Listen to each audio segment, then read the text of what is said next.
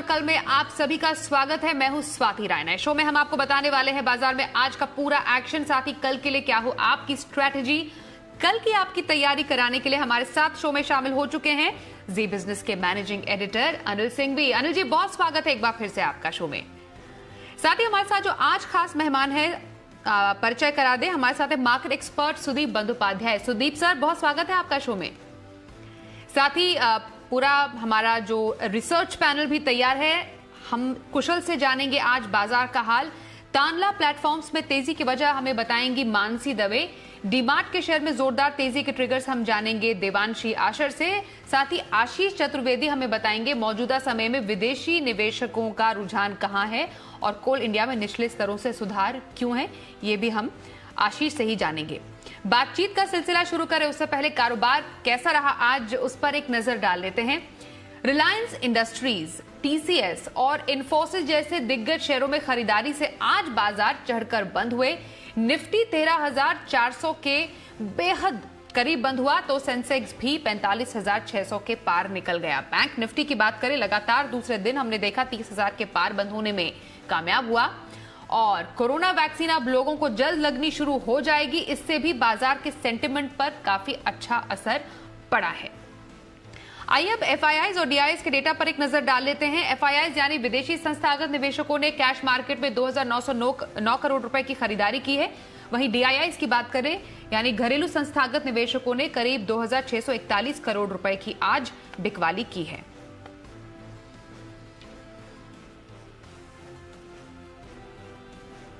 बाजार पर editor stake के लिए अनिल जी का रुख करते हैं। अनिल सर, बाजार में हम देख रहे हैं रोज नए लेवल बन रहे हैं, market at all time high. आज के सत्र की खासियत क्या रही है? भारतीय बाजारों के लिए आज एक ऐतिहासिक ट्रेडिंग सेशन देखने को मिला। लगातार चौथा दिन ऐसा था जब भारतीय बाजारों ने इंट्राडे बेसिस पर नए रिकॉर्ड बनाए सेंसेक्स और निफ्टी पर, और लगातार छठा दिन ऐसा था जब क्लोजिंग बेसिस पर हाईएस्ट लेवल पर जाकर बंद हुए। यानी कि आप सोच सकते हैं एक के बाद एक छठा ट्रेडिंग सेशन जहां रिकॉर्ड बनते हुए दिखे। और आज जहां निफ्टी बंद हुआ है 13,392, वो अब तक का हाईएस्ट लेवल है। 45,608 पर सेंसेक्स जो बंद हुआ है 180 अंकों की मजबूती के साथ, वो भी हाईएस्ट लेवल है। दिन के दौरान 13,400 के पार भी निकला निफ्टी। 13,435 अब इतिहास में दर्ज हो चुका है अब तक के सबसे ऊपरी स्तर के तौर पर, और 45,742 का लेवल सेंसेक्स ने लाइफ टाइम हाई के तौर पर छुआ है। बैंक निफ्टी भले लाइफ टाइम हाई पर नहीं पहुंचा, लेकिन 23 मार्च को जो बाजार ने लोज बनाए उसके बाद से अब तक के सबसे हाईएस्ट लेवल पर पहुंचा है 30,363, और क्लोजिंग भी दमदार होती दिखी है 50 अंकों की और मजबूती के साथ। और लगातार तीसरा ट्रेडिंग सेशन बैंक निफ्टी पर ऐसा है जब बैंक निफ्टी 30,000 के ऊपर बंद होने में कामयाब है। तो चौतरफा खरीदारी होती दिख रही है। मिड कैप स्मॉल कैप शेयरों में तूफान चल रहा है। दिन के दौरान एक हल्की प्रॉफिट बुकिंग जरूर आई थी, लेकिन उस प्रॉफिट बुकिंग में भी बेहद अहम लेवल निफ्टी ने 13,300 का नहीं तोड़ा, बैंक निफ्टी ने 30,000 का लेवल नहीं तोड़ा, और वापस वहां से घूमकर दिन के उच्चतम स्तरों की तरफ बंद होने में कामयाब रहे। तो लगातार निचले स्तरों से खरीदारी आ रही है। उसकी बड़ी वजह यह है कि एफआईआईज की तरफ से बड़े पैसे भारतीय बाजारों में आते हुए दिख रहे हैं। लगभग 80,000 करोड़ पिछले 25 दिनों में एफआईआईज डाल चुके हैं कैश मार्केट में भारतीय बाजारों में। ग्लोबल मार्केट्स थोड़े सुस्ती के मूड में, बहुत तेजी बहुत मंदी नहीं है, लेकिन भारतीय बाजार उन्हें नजरअंदाज करके अपने दम पर आगे बढ़ते हुए नजर आ रहे हैं। और अब आज के सेशन में सबसे खास बात भी यही रही कि कई दिग्गजों ने बाजार को बढ़ने में सहारा दिया। कई दिनों की सुस्ती के बाद रिलायंस आज चल पड़ा, टीसीएस इन्फोसिस अपना योगदान दे रहे हैं, सरकारी बैंक जो आज तेजी से भागे उन्होंने लीड किया, एसबीआई फिर से एक्शन में आता हुआ दिखा, सीमेंट शेयरों में अल्ट्राटेक के नेतृत्व में बाकी शेयर बढ़े। तो इंडेक्स को मजबूत रखने में कहीं न कहीं से सपोर्ट आता हुआ दिख रहा है, ये साफ नजर आ रहा है, और यही भारतीय बाजारों की ताकत दिख रही है। तो दमदार एफआईआई फ्लोज, तकनीकी तौर पर मजबूत स्टेबल ग्लोबल संकेत, ये सब मिलकर बाजारों को लाइफ टाइम हाई पर ले जा रहे हैं, और पूरा एक्शन चौतरफा बाजार में आपको नजर आ रहा है। बिल्कुल सर, और अब कल क्या स्ट्रैटेजी रहे निवेशकों की और निफ्टी और बैंक निफ्टी के किन लेवल्स पर नजर रहनी चाहिए, ये हम आपसे समझेंगे। उससे पहले जरा जानते हैं आज बाजार में कहां सबसे ज्यादा एक्शन देखने को मिला। सीधे रुक करते हैं हमारे सहयोगी कुशल गुप्ता का। कुशल, बाजार ने आज फिर से नए कीर्तिमान बनाए हैं, सबसे ज्यादा पॉजिटिव मूवमेंट कहां पर देखने को मिली? जी, तो कारोबारी हफ्ते के दूसरे दिन बाजार में आज वॉलेटिलिटी हमें साफ तौर पर देखने को मिली और यहाँ पर अगर आप देखें तो निफ्टी और इनफैक्ट साथ ही बैंक निफ्टी और सेंसेक्स भी जो है हरे निशान में बंद होने में सफल हुए। तो कल की जो तेजी थी वो आज भी बरकरार रही, पर बहुत ही वॉलेटाइल सेशन जो है आज के सत्र में हमें देखने को मिला। यहाँ पर अगर आप निफ्टी में गेनर्स की बात करेंगे तो वहाँ पर अल्ट्राटेक सीमेंट जो है वो टॉप गेनर निकल कर आया, साथ ही TCS और रिलायंस जैसे शेयरों में भी बढ़िया तेजी बनती हुई नजर आई। पर बिकवाली का जो दौर था वो खासकर फार्मा स्पेस में था, जिसमें सन फार्मा जो है टॉप लूजर था, साथ ही हिंडाल्को और कोल इंडिया जैसे शेयरों में भी बिकवाली का दौर हमें देखने को मिला। PSU बैंक्स जो थे आज के सत्र में सरप्राइजिंगली बहुत ही शानदार तेजी यहाँ पर दर्ज होती हुई दिखी। आप देखिए 15 से 20% तक के अपसाइड जो है आपको काफ़ी सारे स्टॉक्स में देखने को मिला, जिसमें कैनरा बैंक, इंडियन बैंक जैसे स्टॉक्स शामिल थे। वहीं IT स्पेस भी जो था वो आज आउट परफॉर्म करता हुआ दिखा, जिसमें TCS जो है करीब 2 से 2.5% की बढ़त बनाने में सफल हुआ। साथ ही विप्रो और HCL टेक में भी हमें बढ़िया बढ़त देखने को मिली। वहीं मेटल काउंटर्स जो थे वहाँ पर बिकवाली देखने को मिली, जहाँ पर हिंडाल्को, JSPL जैसे स्टॉक्स में दबाव साफ तौर पर नजर आया। इनफैक्ट इंट्राडे में करीब 3 से 4% तक जो है ये स्टॉक्स लुढ़कते हुए नजर आए थे और फार्मा स्पेस में भी बिकवाली देखने को मिली। वहीं जी के हिट कॉल्स की अगर आप बात करें तो गोदरेज प्रॉपर्टी जो सुमित जी ने आपको रेकमेंड किया था 3-3.5% का अपसाइड यहाँ पर आया। और वहीं एवेन्यू सुपरमार्ट से लगातार इस स्टॉक में तेजी बनी हुई थी। इनफैक्ट पिछले 6 दिनों में करीब 15% का रिटर्न ऑलरेडी स्टॉक ने दिया और आज भी आप देखिए आउट परफॉर्मेंस जारी रही। हिमांशु ने आपको जो है ये रेकमेंड किया था। तो ओवरऑल जी के हिट कॉल्स भी बहुत ही बेहतरीन रहे और मार्केट्स भी अगर आप देखें तो लगातार तेजी का दौर जो है यहाँ पर जारी है। जी, तो स्टॉक स्पेसिफिक एक्शन बताने के लिए कुशल आपका बहुत शुक्रिया। मार्केट एक्सपर्ट सुदीप बंदोपाध्याय जी का रुख करते हैं। सुदीप जी, एक और शानदार सेशन हमने आज बाजार का देखा। बाजार की इस तेजी को कौन ड्राइव कर रहा है आपके लिए? अगर हम इस कारोबारी सत्र को अगर सम अप करें, एनालाइज करें तो वो क्या होगा? देखिए, ये साफ है ड्राइव तो लिक्विडिटी कर रहा है और हम लिक्विडिटी के साथ आर्ग्यू नहीं कर सकते हैं। इतना तगड़ा लिक्विडिटी ग्लोबल मार्केट्स में है और वो इंडियन मार्केट्स में आ रहा है। हर रोज का आप आंकड़े देखिए, जो FII का खरीद है वो बरकरार है। पिछले महीने में करीब 8 बिलियन तक लाए थे नवंबर में। इस महीने में हर रोज के डेटा में दिख रहा है कि FIIs खरीदारी कर रहे हैं और हम लोगों को लगता है कि ये मोमेंटम जारी रहेगा। थोड़ा बहुत बीच बीच में प्रॉफिट टेकिंग या कंसोलिडेशन हो रहा है, पर ओवरऑल ट्रेंड पॉजिटिव ही है। यूएस में जो यूएस फेड का जो जैसे रुख बन रहा है, तो लगता है कि और एक राउंड ऑफ स्टिमुलस बहुत जल्द सैंक्शन हो जाएगा और इसके साथ FIIs का खरीदारी का मोमेंटम भी बढ़ने का संभावना है। इस महीने के करीब 15 से 20 तारीख तक हम लोगों को लगता है कि बाजार में यही मूड रहेगा। उसके बाद FIIs नॉर्मली हॉलिडे मूड में रहते हैं, तो शायद कंसोलिडेशन, साइडवेज मूवमेंट देखने को मिलेगा साल के बाकी दिनों में। पर मोमेंटम पॉजिटिव है और जैसे ही नया कैलेंडर ईयर शुरू होगा वापस मार्केट में पिकअप होने की संभावना रहेगी। 3-4 और भी चीज मैं यहाँ पे संक्षेप में बताना चाहूंगा। एक जो कोरोना को लेके शंका था, वो वैक्सीन के बारे में अच्छे न्यूज आने के बाद वैक्सीन जैसे मानते हैं कि यूके में चालू हो गया है, बाकी जगह में भी बहुत जल्द वैक्सीन इंप्लीमेंट होना चालू हो जाएगा, तो ये मार्केट के लिए बहुत पॉजिटिव है। तीसरी बात है इकोनॉमी, इंडियन इकोनॉमी की अगर बात करें तो जैसा शंका किया गया था उससे बेहतर नतीजे देखने को मिले थे Q2 में और GDP के आंकड़े भी पॉजिटिव रिवीजन हो रहे हैं, RBI ने किया है, बाकी दिग्गज जो रेटिंग एजेंसीज ग्लोबल है वो भी रिवाइज कर रहे हैं पॉजिटिवली। तो ओवरऑल लग रहा है माहौल एक ग्रीन शूट्स कहे या रिकवरी का कहे वो दिख रहा है और मार्केट, जैसे हम लोग जानते हैं मार्केट तो फ्यूचर को डिस्काउंट करता है, तो इसीलिए साफ है कि ये मोमेंटम जारी रहेगा। कुछ सेक्टर्स में री रेटिंग हो रहा है और भी री रेटिंग होने की संभावना है। उसमें मैं chemical, speciality chemical, pharma, IT जैसे सेक्टर का जिक्र करूंगा। वहां पे एक अगर आप 3 से 5 साल का नजरिया ले तो एक मैसिव री रेटिंग फेज चल रहा है। ओके सर, तो फिलहाल बाजार के लिए एक बहुत गुड माहौल हम देख पा रहे हैं, जो कि आगे कुछ आने वाले समय के लिए भी जारी रहेगा, क्योंकि काफी पॉजिटिव ट्रिगर्स अभी बाजार के लिए काम कर रहे हैं। आपसे बातचीत जारी रखेंगे सुदीप सर। उससे पहले एक खबर पर जरा नजर दौड़ाते हैं, वो है तानला प्लेटफॉर्म्स से जुड़ी हुई। डिजिटल क्रांति का फायदा काफी ज्यादा मिला है तानला प्लेटफॉर्म्स को और इस पर विदेशी निवेशक भी काफी ज्यादा बुलिश हैं। तेजी की कुछ और वजह जरा समझते हैं, हमारी सहयोगी मानसी दवे से। मानसी, जरा बताएं तानला प्लेटफॉर्म से जुड़ी हुई ये खबर क्या है? जी बिल्कुल, देखिए तानला प्लेटफॉर्म्स एक महीने में 127% आगे बढ़ा है और मार्च से अब तक अगर देखें 2000% से भी ज्यादा बढ़त देखने को मिली है। कई सारी वजह हैं, एक एक कर सारी आपको बताती हूँ। सबसे पहले तो देखिए कोरोना संकट से कंपनी को जो कोरोना संकट के दौरान डिजिटल क्रांति आई उससे कंपनी को काफी हद तक फायदा मिला है। आपको बता दें एप्लीकेशन टू पर्सन जो इनका A2P स्पेस, इसमें सालाना 18 से 20% तक की ग्रोथ देखने को मिली है। 12 नवंबर को MSCI India domestic small cap index में शामिल होता हुआ दिखा।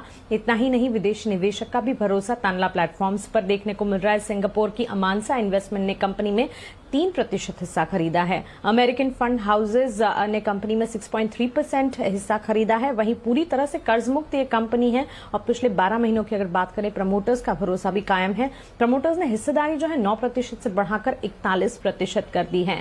तानला की बड़ी आय कहां से आती है ये अगर देखें तो 2019 में करेक्स के अधिग्रहण से कंपनी को काफी फायदा मिला है। 4000 से 5000 करोड़ के CPaaS यानी कि कम्युनिकेशंस प्लेटफॉर्म में करेक्स जो है मार्केट लीडर है। OTP services, transaction alert, flight status जैसी सेवाएं ये मुहैया कराती है। वहीं ट्रू ब्लॉक से FY23 तक 500 करोड़ की आय आने की उम्मीद है और देश के 70% A2P application to person messages इस प्लेटफॉर्म से आते हुए दिखते हैं। खासतौर से तानला प्लेटफॉर्म्स के बड़े ग्राहक की बात करें, Bharti Airtel, Vodafone Idea, Facebook, LinkedIn, HSBC जैसे बड़े नाम तानला प्लेटफॉर्म्स के साथ जुड़े हैं। ये इनके कस्टमर बेस हैं। तो ये सारी वजह हैं जिसके चलते तानला प्लेटफॉर्म्स में हम देख रहे हैं कि लगातार शानदार तेजी देखने को मिल रही है और कोरोना काल में अगर देखें 2000% से भी ऊपर ये स्टॉक जाता हुआ दिख चुका है। बहुत शुक्रिया इस पूरी खबर पर और ज्यादा डिटेल में रिसर्च हम तक पहुंचाने के लिए आपका, मानसी। आगे बढ़ते हैं और कोल इंडिया का जरा रुख करते हैं। कोल इंडिया में खास तौर पर हमने देखा है निचले स्तरों से काफी सुधार देखने को मिला है। काफी सारी वजह है इसकी, डिटेल में समझते हमारे सहयोगी आशीष चतुर्वेदी से। आशीष, कोल इंडिया में ये जो सुधार हमें देखने को मिल रहा है किन वजहों से है? देखिए फोकस में कोल इंडिया 12 अक्टूबर को स्टॉक ने 109 रुपये 55 पैसे का लाइव लो टच किया था और वहां से स्टॉक ने लगभग 23 से 24% की रिकवरी दिखाई है। इस रिकवरी के पीछे अगर आप देखें तो ढेर सारे कारण सामने आ रहे हैं। सबसे पहले आप ये देखिए कि जो डिस्पैचेज हैं इसमें पिछले 4 महीने से बढ़िया एक इंप्रूवमेंट देखने को मिल रहा है और नवंबर महीने में जो डिस्पैचेज हैं इनमें सालाना आधार पर 8% की ग्रोथ भी देखने को मिली।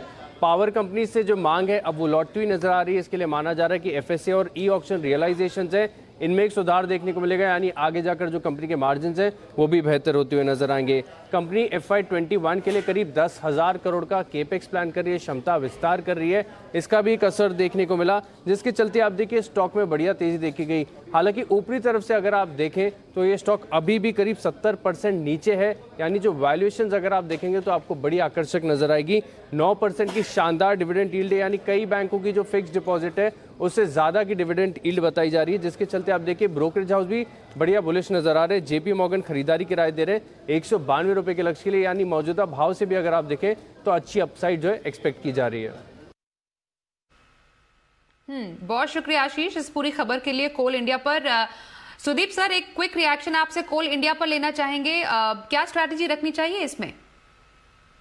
देखिए मैं बिल्कुल सहमत हूं जो व्यू दिया जा रहा है इससे। कोल इंडिया में बहुत सारे दिक्कतें बीच में देखने को मिले थे, क्या जिसमें मुख्य ये है कि इनका जो प्रोडक्टिविटी टारगेट्स और प्रोडक्शन टारगेट्स वहां पे ये चूक रहे थे और इसके कारण शेयर दबाव में था। प्राइवेटाइजेशन भी कोल माइनिंग का हो रहा है, उससे भी इस कंपनी पे कुछ दबाव है। पर ये सब अगर आप नजर में रखें, इसके बावजूद जो वैल्यूएशन में आज कोल इंडिया मिल रहा है वहां पे जरूर खरीदारी करनी चाहिए। जैसे अभी जिक्र किया गया है कि डिविडेंड यील्ड के हिसाब से ये बैंक FD से बेटर है और यहाँ पे जरूर खरीदारी की जा सकती है डिविडेंड यील्ड के हिसाब से। इसके अलावा हम लोगों को लगता है कि जो वैल्यूएशन कोल इंडिया का होना चाहिए बेस्ड ऑन देयर रिजर्व्स और देयर क्वालिटी ऑफ कोल और ओवरऑल पोटेंशियल, उस हिसाब से 200 रुपए के आसपास कोल इंडिया का वैल्यूएशन होना चाहिए। अगर किसी का नजरिया 1 साल का है जरूर करंट लेवल पे खरीदारी की जा सकती है। तो कोल इंडिया में खरीदारी की सलाह दे रहे हैं हमारे आज के एक्सपर्ट सुदीप बंदोपाध्याय। चलिए अब आगे बढ़ते हैं, शो में खास सेगमेंट शर्मा जी के ऑप्शन का वक्त हो गया है।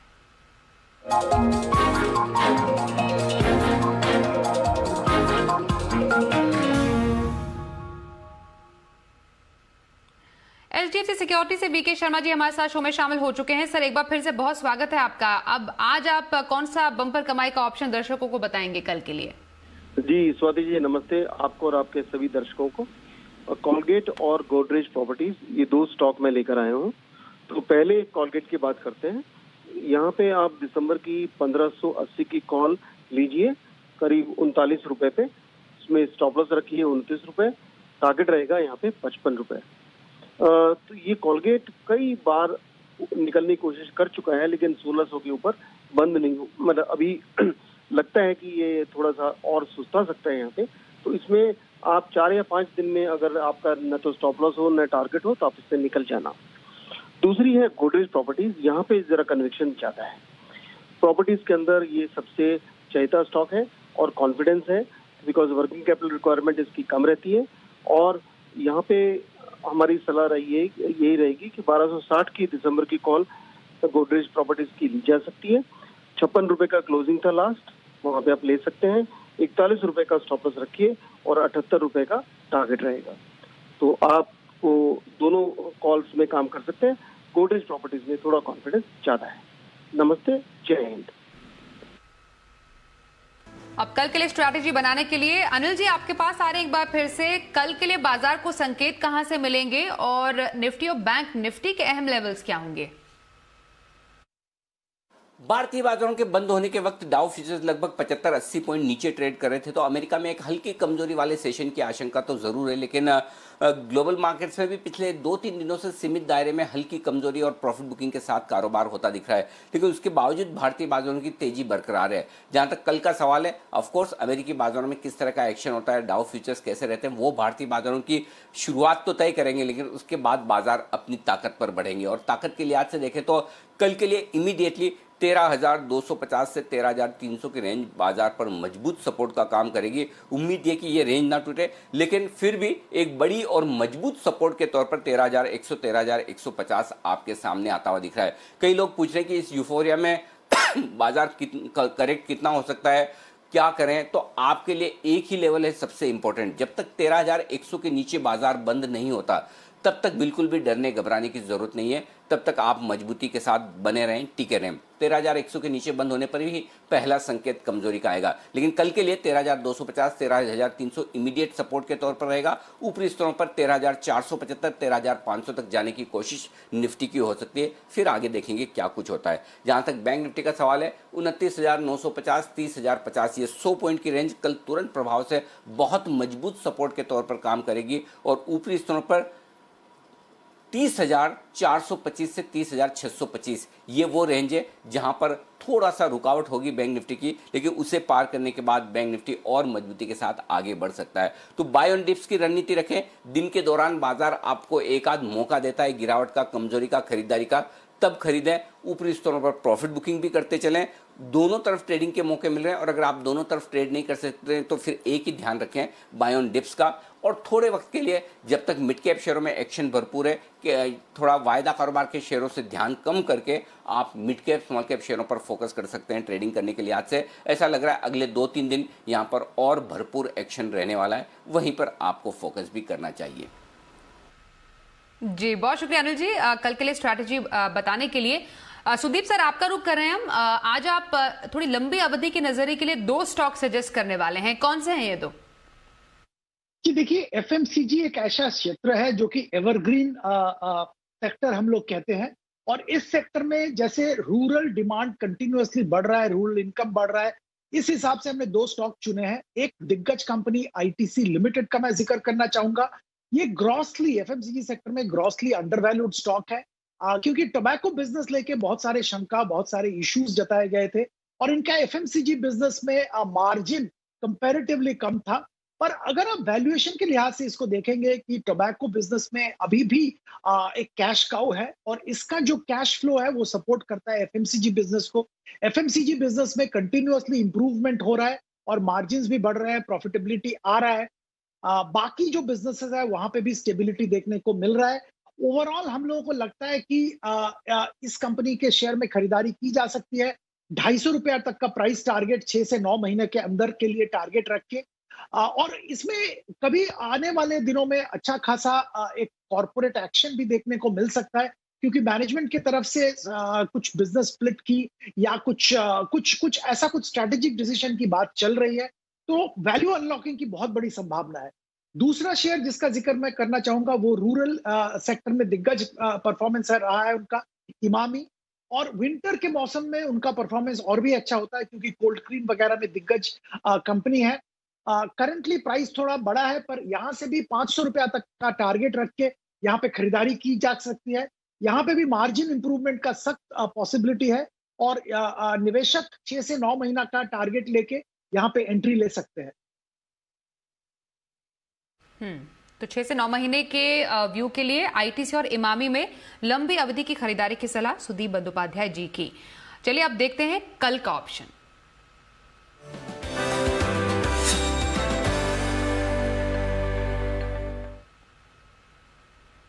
हमारे साथ हैं एक्सिस सिक्योरिटीज के राजेश पालविया। राजेश जी, बहुत स्वागत है आपका शो में। ऑप्शन के जरिए कल कहां पर मौके बनेंगे?